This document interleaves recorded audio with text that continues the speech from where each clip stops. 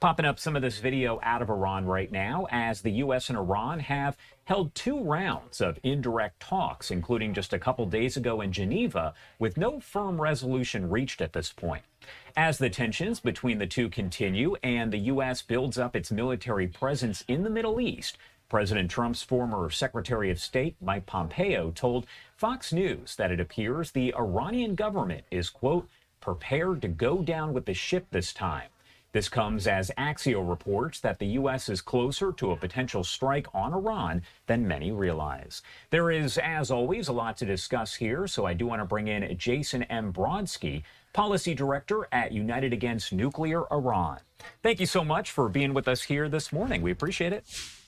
Great to be with you. Thank you. And first off, I want to talk to you about those comments from former Secretary of State Mike Pompeo. He essentially said there that Iran is ready to go down with its ship. What do you take from that? Well, I think the Iranian regime has made the calculation that they have a greater chance of surviving as a system if they were to try to absorb a U.S. military strike, as crazy as that may sound to some in the West, than to agree to an agreement or a deal with President Trump, which would basically be regime change by agreement. So that's the calculation the Islamic Republic is likely making, and so that's why we are seeing all of these military preparations in place.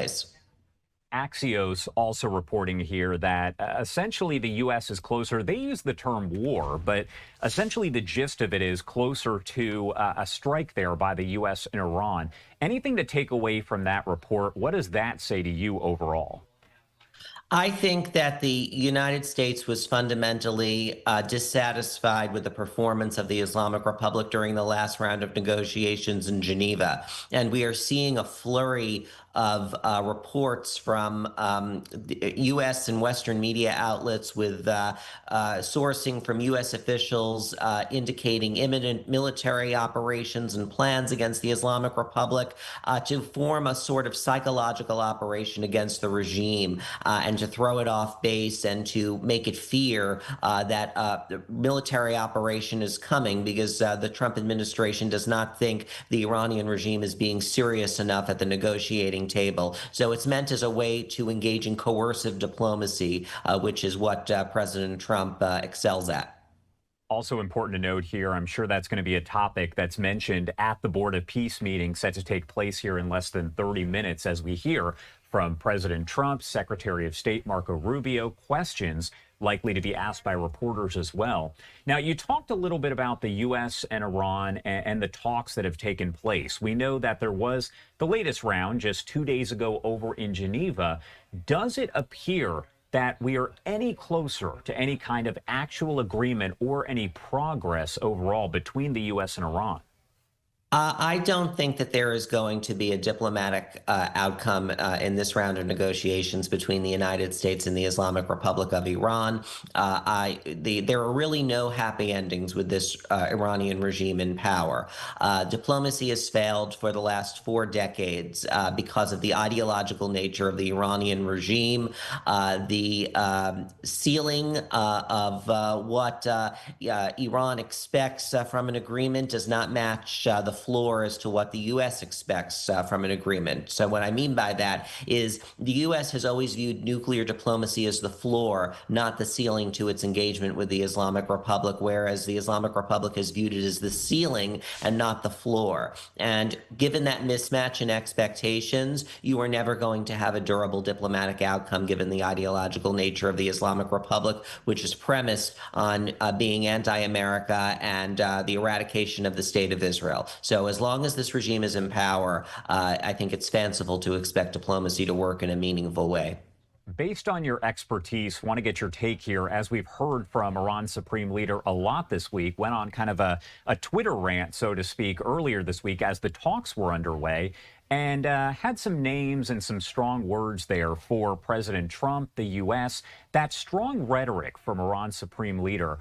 Does that factor into any of this and how the U.S. feels, what the U.S. does in response? Well, I think the Iranian regime has a history of engaging in such taunts, and that has never worked out well for them.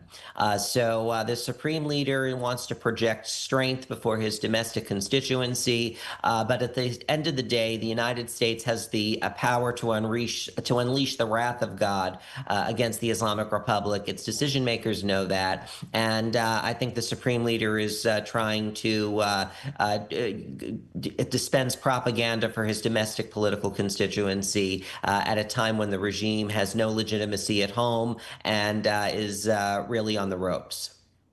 And it's also important to note there are reports that are now coming in via sources that Secretary of State Marco Rubio is going to be meeting with Prime Minister Benjamin Netanyahu of Israel. That's set as of right now for February 28th, which I believe is next Saturday. What I wanted to ask is, does that indicate anything? Because, again, we're hearing these reports that a strike on Iran by the U.S. could potentially be, quote unquote, imminent. But if that meeting isn't going to take place until maybe next Saturday, does that tell us anything? Do we read into that as saying that an attack of any kind, a strike, wouldn't happen before then? I would urge caution in reviewing a lot of these reports. I think there is an extensive psychological operation happening about that the U.S. is mounting against the Islamic Republic, and the publication that this trip is taking place a week from now may be an attempt to throw the Iranian regime off and engage in some misdirection as to the timing of a potential strike. So I think President Trump likes to operate by surprise. He likes to be decisive. He likes operations to be quick, and and for there to be a decisive win for the United States. And so I think that some of these reports we have to view skeptically, given the history in the lead up to the 12-day war in June 2025, when there were also a flurry of reports about fissures between the United States and Israel that were really not based in reality. And the reason why the U.S. was trying to put out those messages was to confuse Iranian decision making. What I want to do is pop up some of this video. Of course, we've been covering a lot the protests that were taking place last month, just a few weeks ago. Of course, we are still seeing protests in that area, but not to the same level that we saw a little while ago. How do maybe Iran's economic challenges here, exacerbated, of course, by the sanctions, the protests, affect Iran's negotiating strategy with the U.S.? Historically, the existence of protests in Iran have not moderated its negotiating positions.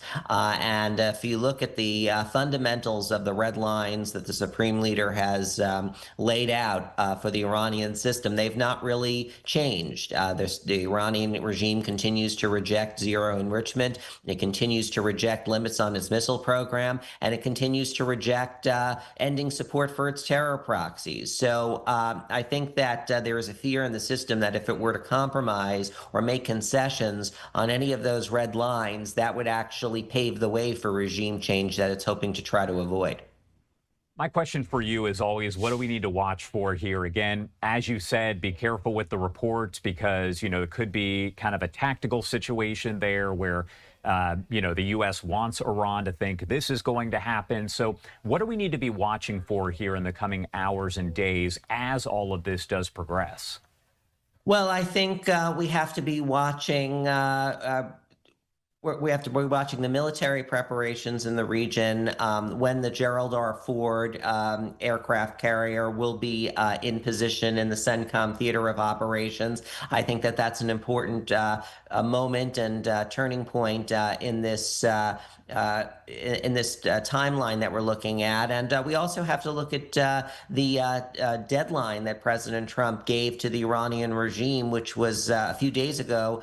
He said it was around a month. So that could put us in mid-March, but it could be earlier, depending on the president's assessment of the seriousness of the Iranian regime in the negotiating room. And right now, I don't think that the president believes the Iranian regime is being serious to the degree it should be in making the concessions that he's looking for as a part of any agreement.